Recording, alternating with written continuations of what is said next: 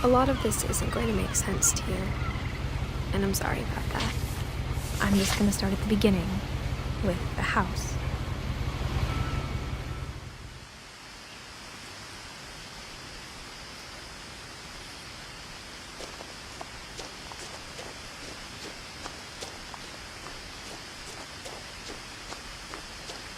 I lived here until I was 11, but I wasn't allowed inside half the rooms.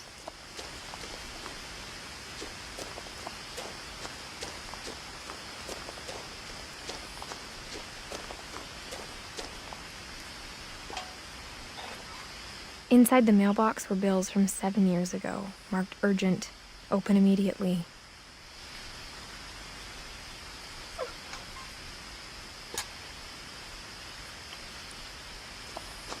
I hadn't been back since my brother Lewis's funeral.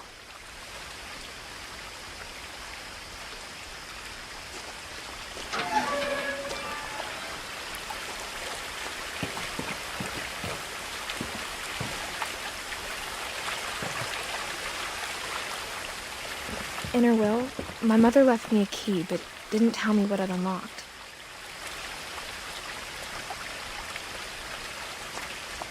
Maybe she thought I'd know, or she thought that the mystery would be enough to bring me back.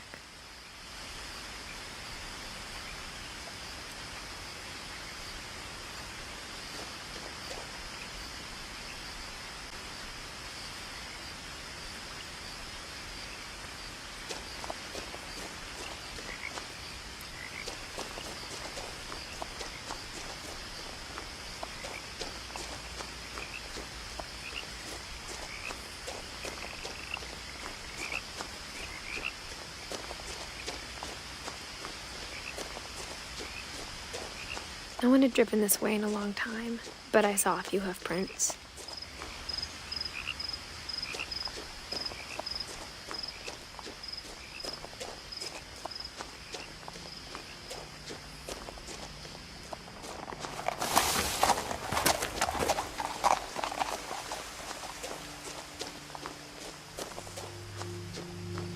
The truth is, even after I inherited the house, I never thought I'd come back to it. But now I had questions about my family that only the house knew the answers to.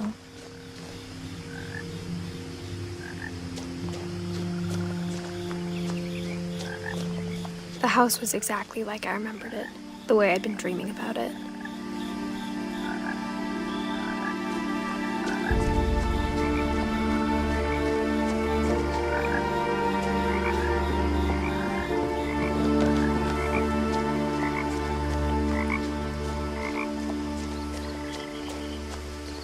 As a child, the house made me uncomfortable in a way I couldn't put into words.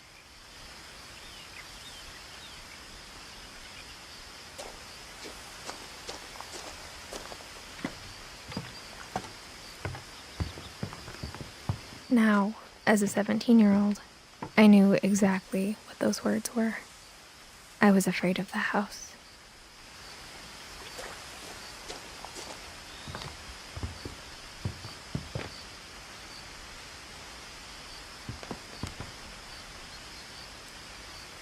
I hoped the key might unlock the front door. It didn't.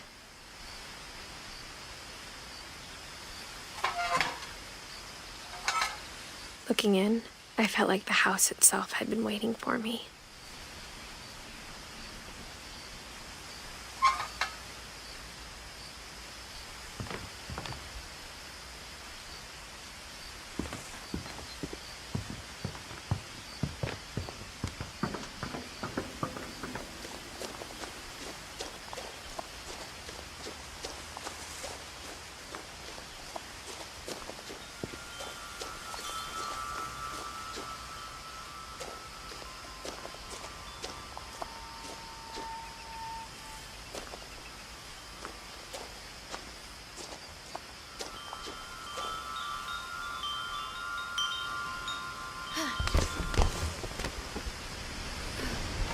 Crawling through the doggy door used to be a lot easier when I was 11.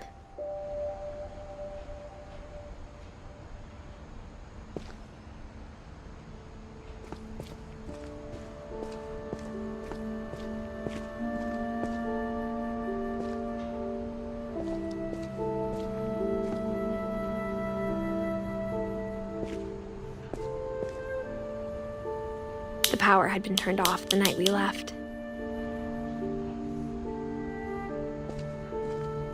For the first time in years,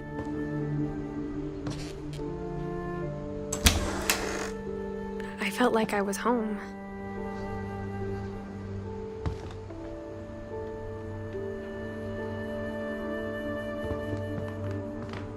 But instead of a family, there were just memories of one.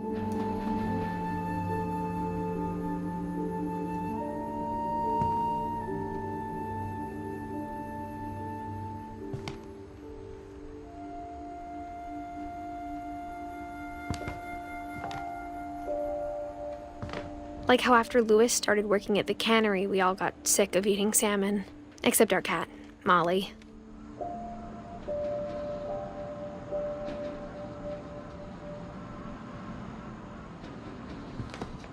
Or how only one restaurant would deliver to our house, so we had Chinese a lot.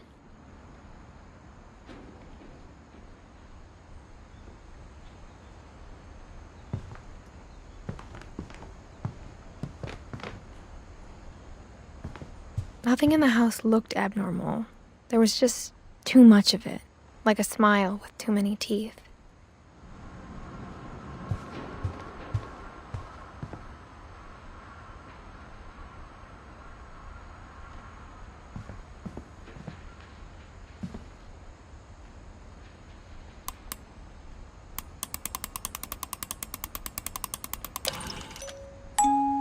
Great-Grandpa Sven built a music box for Barbara, along with the rest of the house.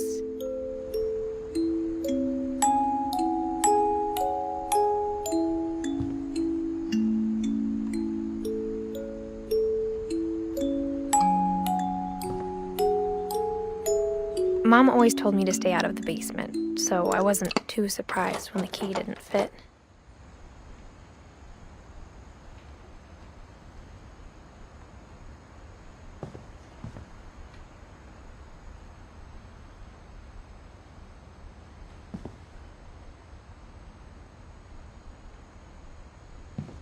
Even the fireplace had a story.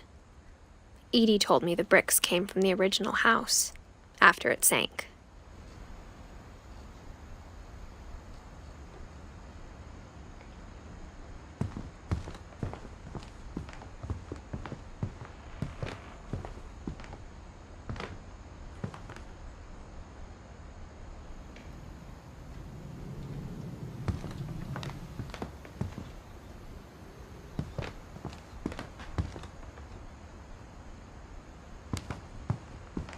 The table was still a wreck from the night we left.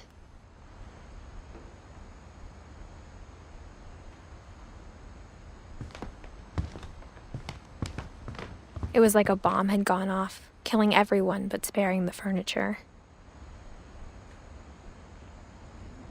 My mom was the only one of us who could imagine Great-Grandma Edie living in a nursing home.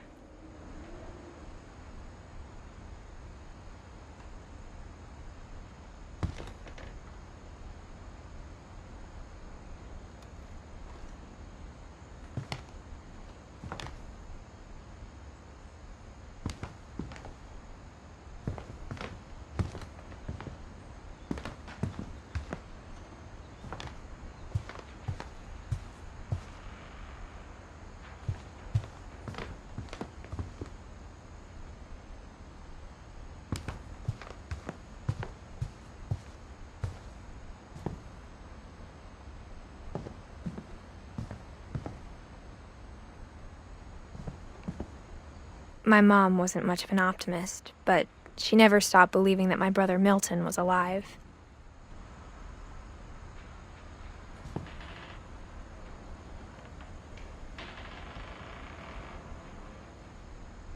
A lot of things got left behind in the whirlwind of that last night.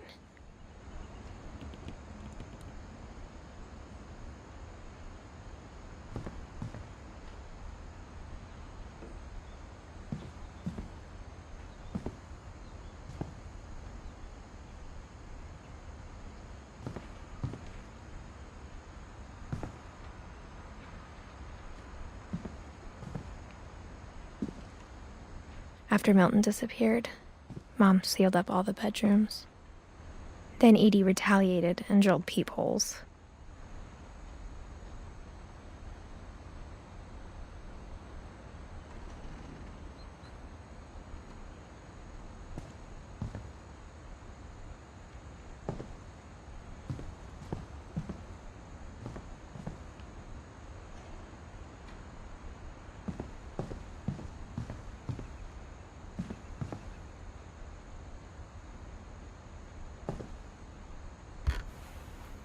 My Grandpa Sam spent 7 years sharing a room with his dead brother, Calvin.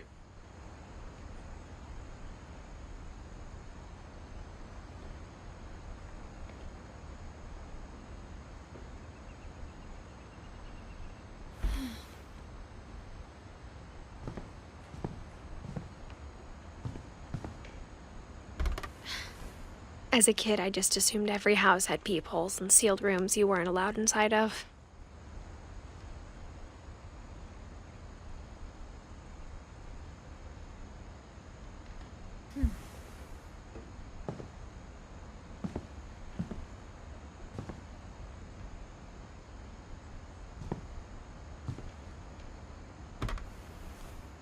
The last time I was in Edith Sr.'s room, I was 10 and she was painting my portrait.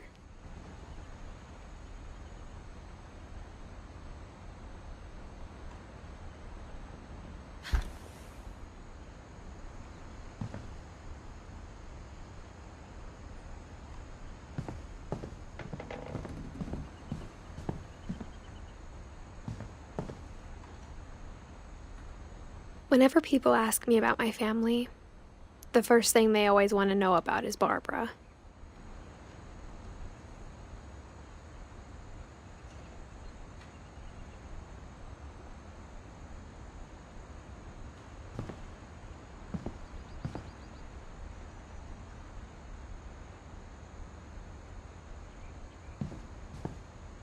Edie's father, Odin, built the original house.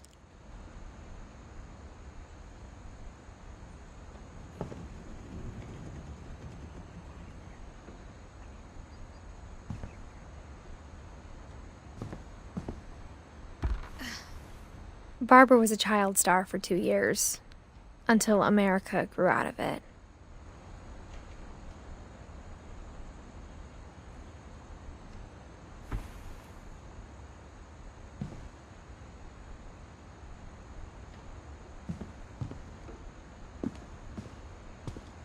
Mom must have locked the third floor stairs on the night we left.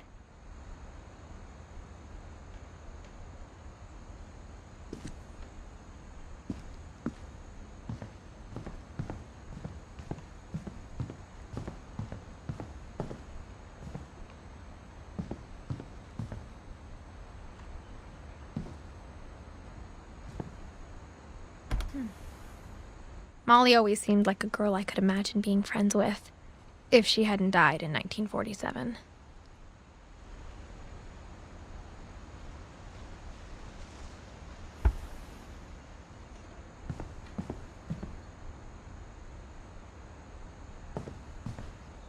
I spent a lot of time playing in Great Uncle Walter's room. I think my mom sometimes regretted not sealing it up.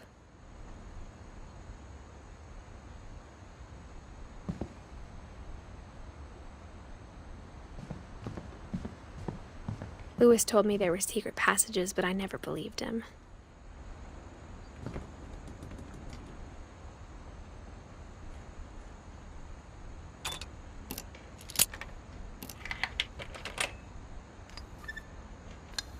Turns out, my mom was really good at keeping secrets.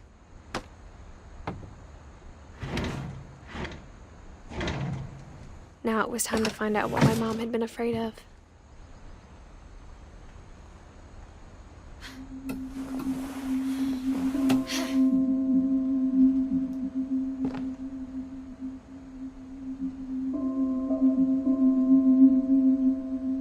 From the paintings on the wall, it was clear my brother Milton had been here before me.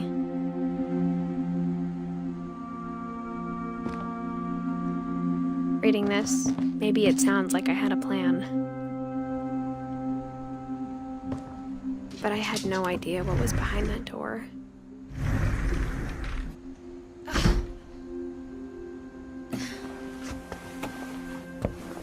almost like I had no idea where all this was gonna lead.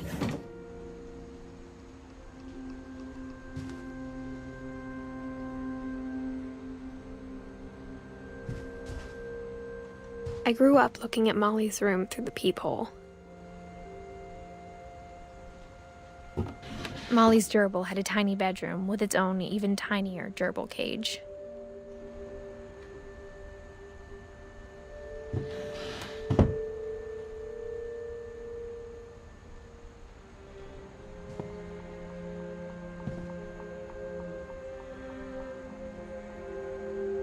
Being inside for the first time, I felt like I'd stepped behind a painting.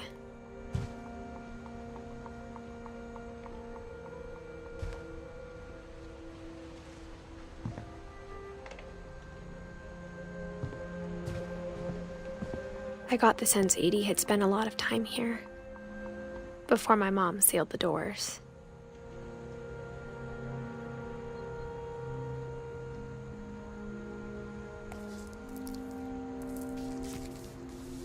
December 13th, 1947. Dear Diary, I'll be gone soon, but I wanted to tell somebody about what's gonna happen.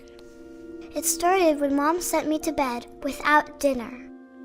I woke up and I was starving, so I looked around for something to eat.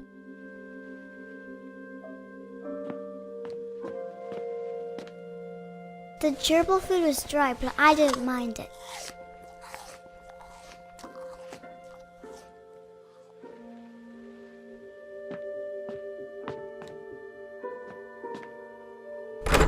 Mom, can I come out now? Sweetheart, it's late. Go to sleep.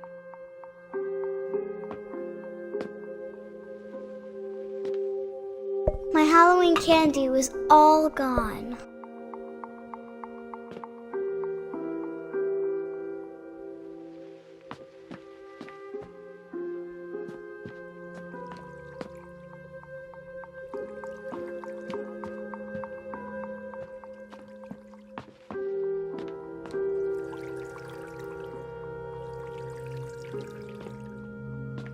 I thought about eating Christopher, but I held back.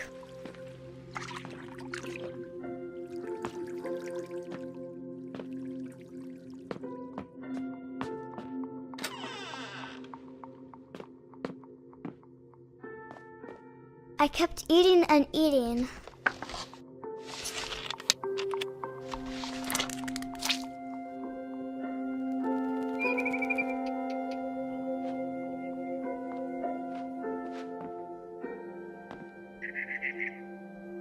I ate a lot of things that night.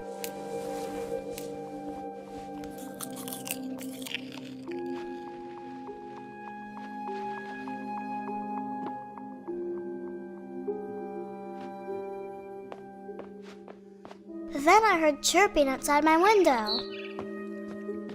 It was a barn swallow going back to her nest. I reached out for her.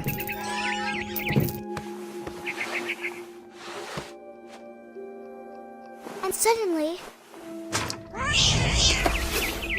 I was a cat.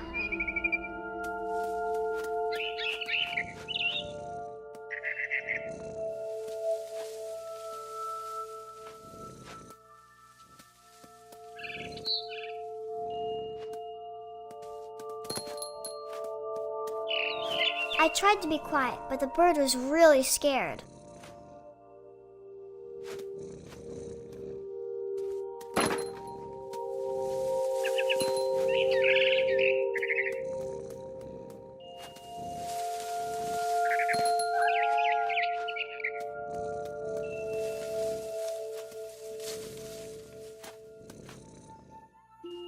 Mom and Dad didn't even look at me.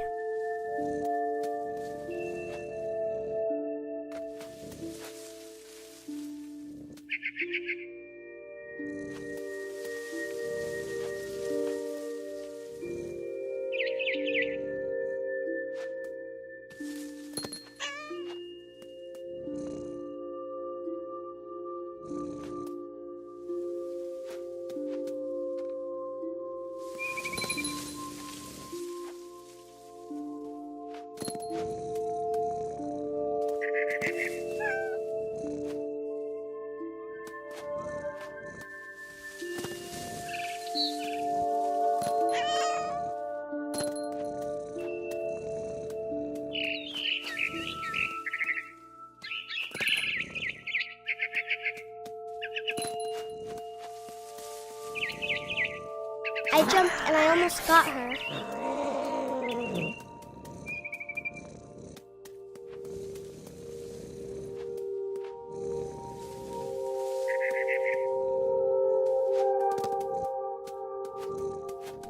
I could tell she was getting really tired.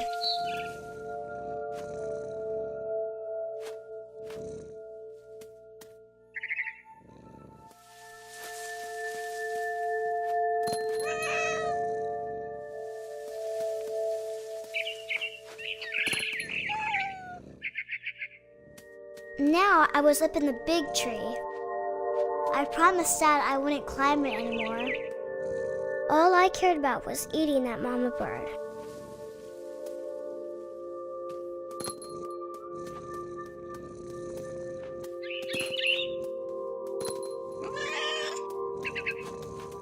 I gobbled her up. And suddenly, I was an owl. First, all I heard was the wind. Then I heard little teeth nibbling in the grass.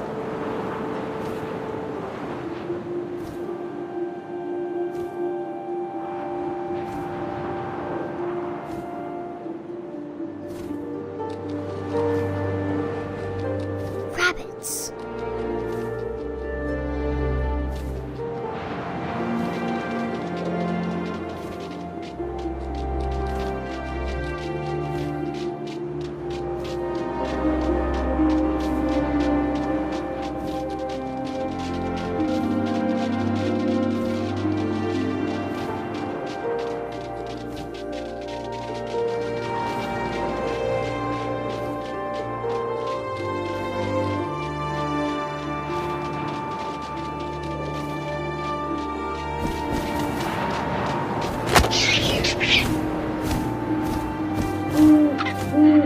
His face looking up and seeing mine through my talons.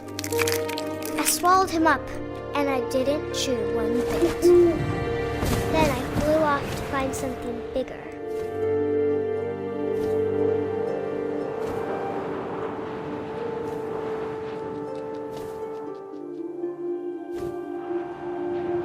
A mama rabbit.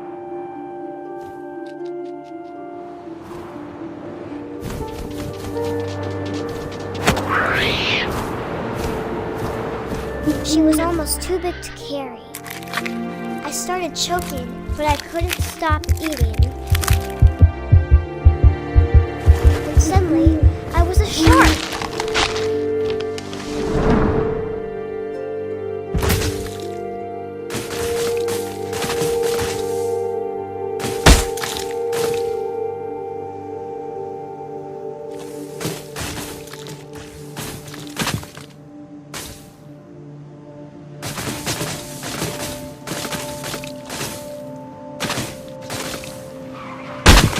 I rolled off a cliff and into the ocean.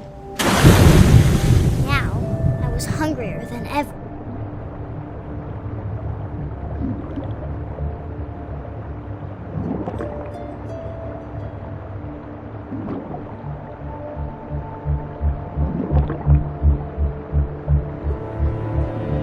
I wanted fat, juicy seals.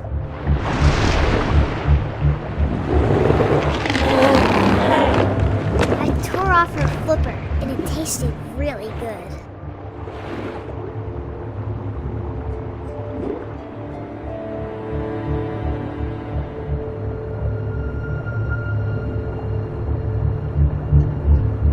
I grabbed on tight, but I was so hungry, I jumped out of the water. When I opened my eyes, everything had changed.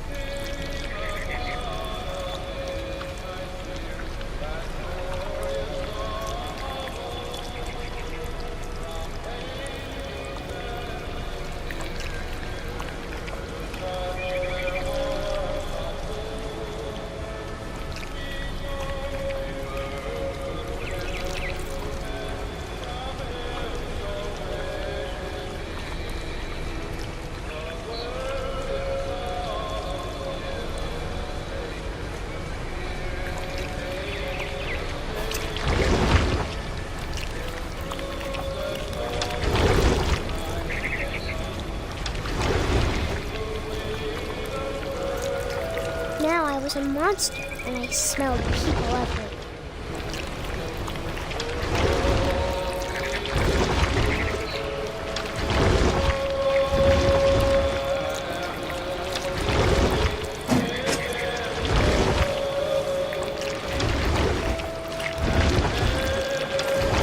I was big, and I moved real quiet.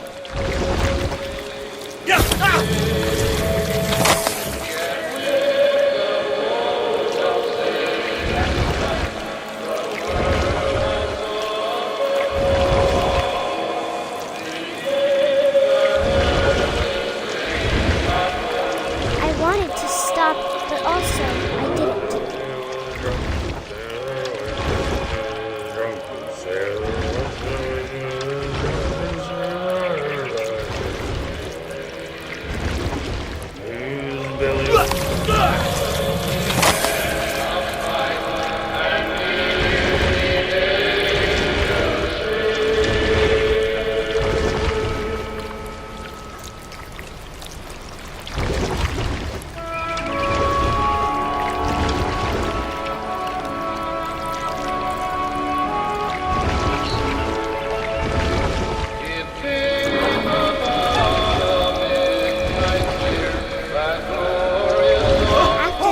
Passenger, I was still hungry, and to cross the water I smelled something new, something I had to have, so I swam towards it.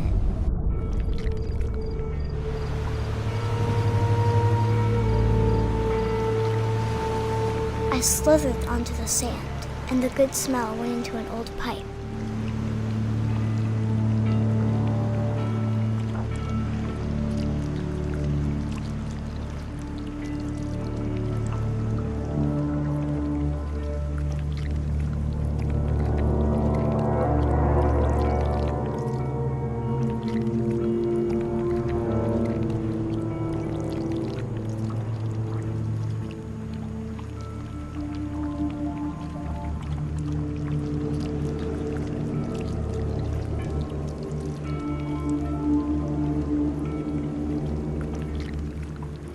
I got closer and closer.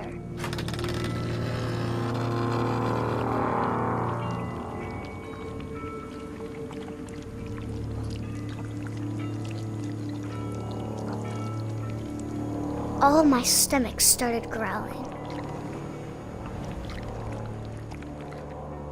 And suddenly, I was me again. I held my breath for a long time, but I couldn't hear anything. I think it's waiting for me to fall asleep. But it's not going to wait much longer. It needs to feed, and we both know I will be delicious.